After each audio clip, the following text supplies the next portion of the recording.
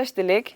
Joining us today for this episode of In Conversation with Tibettv is a journalist and a human rights activist. He is the co-founder and the chief executive of Hong Kong Watch. He has worked with a variety of international groups at the forefront in their fight for freedom, including the IPAC, Inter-Parliamentary Alliance for China, Stop the Uyghur Genocide Campaign, the China Democracy Foundation, and the Conservative Human Rights Commission. We are delighted to welcome Benedict Rogers. Thank you so much. Tibettv. So, Ben, this is your first time in Dharamshala, and yes, you have met the Sikyong, you have witnessed the functions of the Central Tibetan Administration, and you have had an audience with His Holiness the Dalai Lama this morning. How was it? What is your impression? It was amazing. Of course, I've followed His Holiness very closely for many years. I had the privilege of having a little bit of contact in the past and some work in the past with Archbishop Desmond Tutu, and so I was very aware of the deep friendship between Archbishop Tutu and His Holiness. I've read the Book of Joy that they authored together. I've watched their videos together.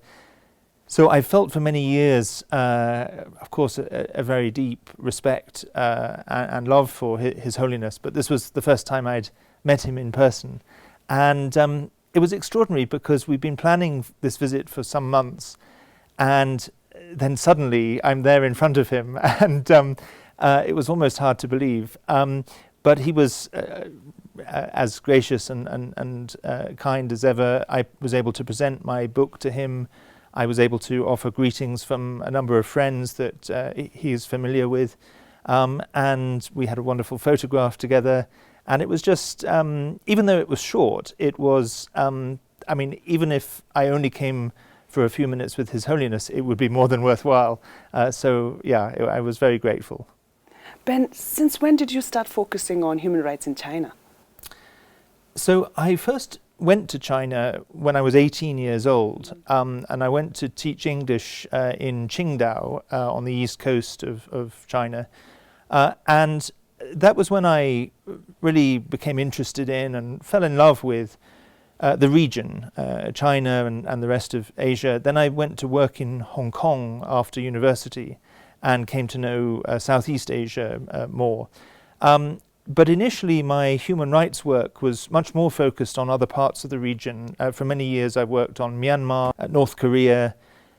And then it was really the turning point for me was the umbrella movement in Hong Kong in 2014, where I realized something very drastic was changing in Hong Kong. And having lived there previously, I felt I should speak up for Hong Kong. And then as a consequence, I then also became very aware of the crackdown under Xi Jinping across China. And so I started to speak up for groups within China who were facing persecution, Falun Gong, Christians, dissidents, civil society. And then around the same time, I became increasingly aware of what was happening to the Uyghurs, became involved in speaking up for the Uyghurs. And then in terms of Tibet, of course I have always been sympathetic and supportive and in solidarity with Tibet for all these years. But I have to admit that it's only really been in recent years that I've taken a more active involvement with Tibet, particularly through researching the chapter on Tibet in my book and coming to interview and coming to know quite a number of Tibetans. And I think it's really important now that we see the picture of the Chinese Communist Party's repression holistically and look at the full picture of Tibet, the Uyghurs, Hong Kong, and what's happening in China itself. Talking about Tibet, the more than 6 decades of occupation of Tibet has resulted in deaths of millions of Tibetans, destruction of monasteries, and massive damage to environment, and the continuing human rights abuses in Tibet. The Chinese Communist Party seems to be intensifying its effort in Sinicization of Tibet. The recent findings on, let's say, the mandatory enrollment of Tibetan children in Chinese government-run boarding schools that impose Mandarin as the medium of instruction, the mass DNA sample collection all across Tibet, of collecting DNA samples from children as young as 5 years of age. All these point towards Chinese Communist Party's targeting, the campaigns targeting towards Tibet, and particularly Tibetan children, the younger generation of Tibetans. What do you see the implication here? I think the implications are extremely serious, and as you say, it is a campaign of Sinicization of Tibet. I noticed that the other day the Sikyong, in his testimony to the US Congress, talked about the slow death of Tibet. And to me, everything that I hear happening now, and not only now, but over the decades since the occupation, points to a genocide. I mean, it has all the factors of genocide. And I believe early on, soon after the Chinese invasion, the International Commission of Jurists did say that it is a genocide.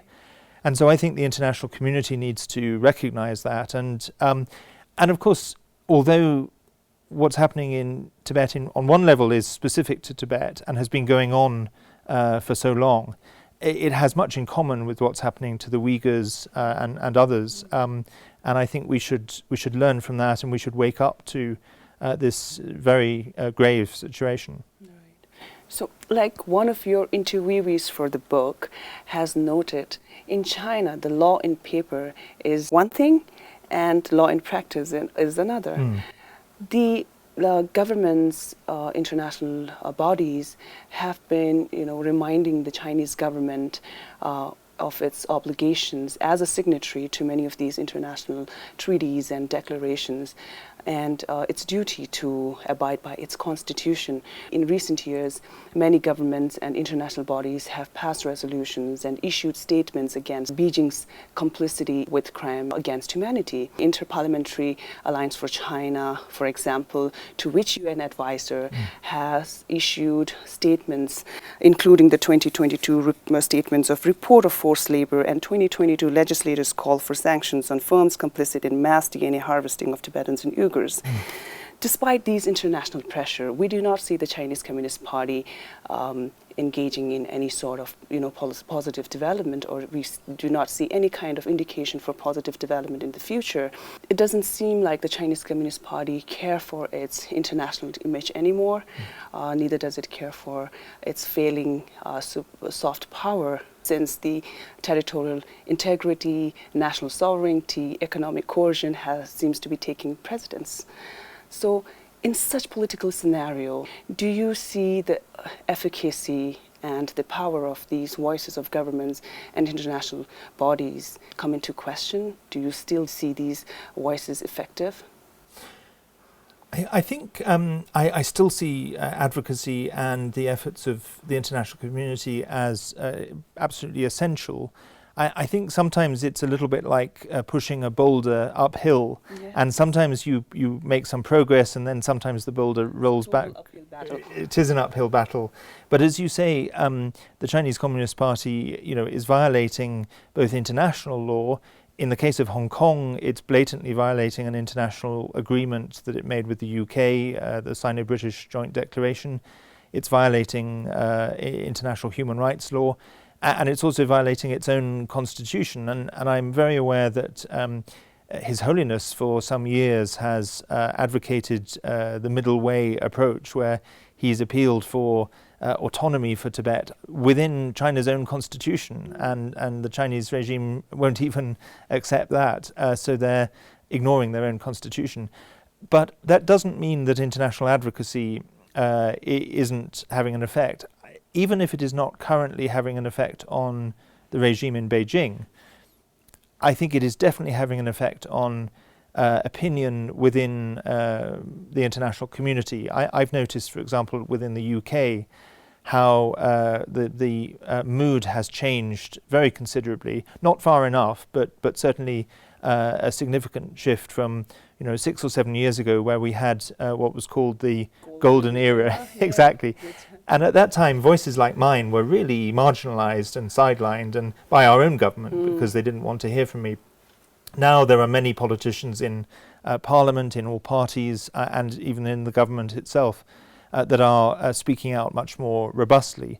I think our task is to changed from robust rhetoric to actual meaningful policy, and we haven't yet achieved that. But we must keep going. And when we have a concerted effort by the international community, not just with rhetoric but with policy that can put pressure on Beijing, then I think we may see some results. And I would also say even Beijing seems to, even though they haven't changed, they seem to mind, because every time even someone like I speak out, they criticize me and attack me. So clearly they notice it, and it matters to them, I think. Yes, like somebody said in the book, it is necessary for a decent journalist to be criticized by the Chinese government for once. Yes. Right.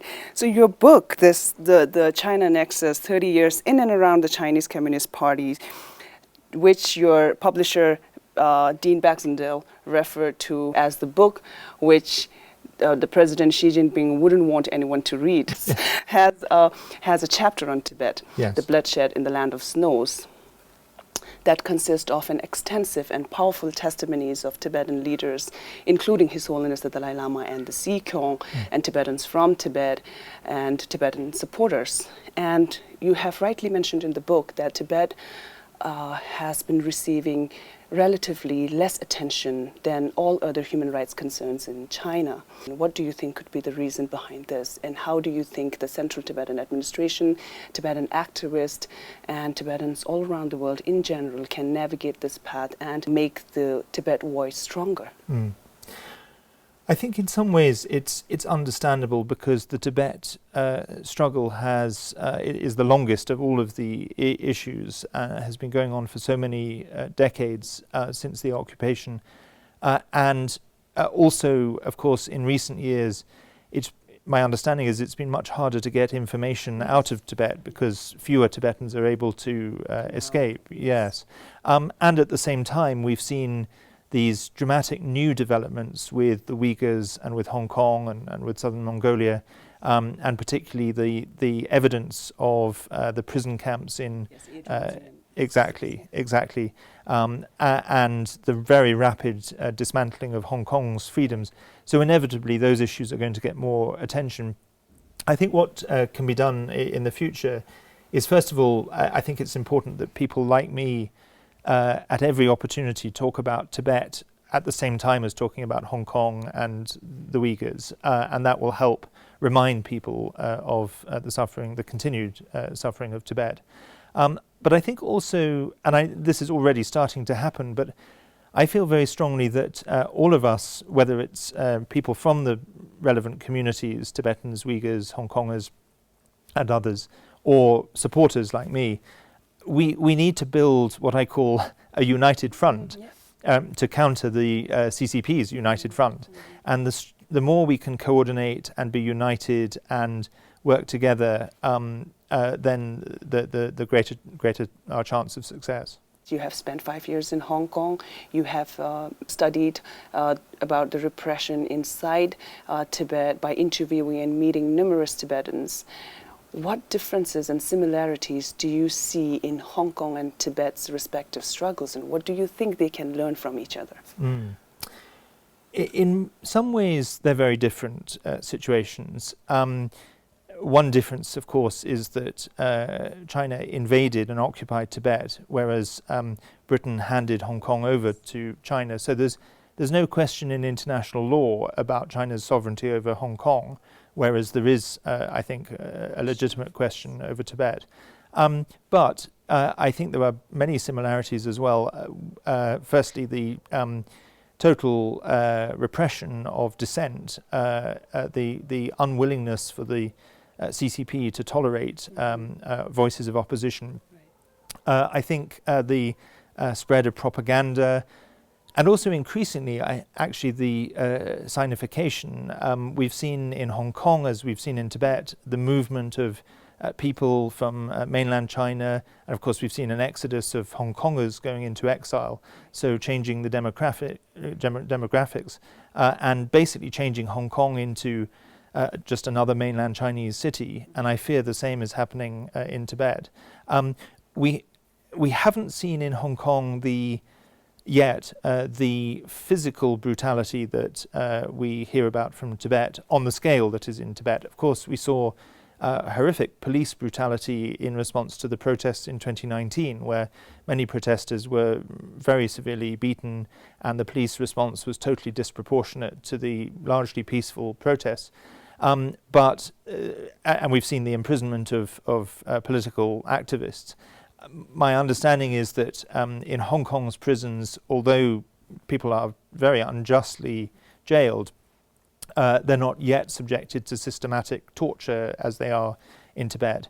But I fear it's only a matter of time before Hong Kong ends up in an even worse situation. And I think the goal of Beijing is the same in Tibet and in Hong Kong, which is total control, and not just control, but the suppression of local culture, local identity, local language, and the sinification of both places. Mm-hmm. Right. Ben, your book also highlights the Communist Party of China's twin strategy of domestic repression and international aggression. The recent years saw the Chinese Communist Party expanding its influences overseas, its growing investment in developing countries, its expansion of ideological influences in education institutes. And in the context of Tibet, you have mentioned the instances of Chinese regime's habit of criticizing, condemning politicians and world leaders meeting His Holiness the Dalai Lama. And the regime has gone to extensive efforts to infiltrate, threaten, undermine, and divide the Tibetan community. How, in such situation, the world in general and Tibetans in particular can counter this Chinese Communist Party's growing international aggression? So I think for the international community, we really have to wake up to the fact that the Chinese Communist Party is not only brutally repressing the people under its own rule in all the places that it's in power, but it is increasingly a threat to our own freedoms as well through all the areas that you've mentioned.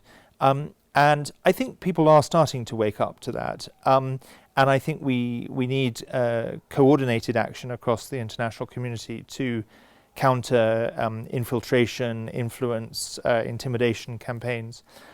For the Tibetan community in particular, I think the most important tool for any opponent of the Chinese Communist Party is unity, and to do everything possible to resist the regime's attempts to divide us, because that's what it wants. It wants to divide us.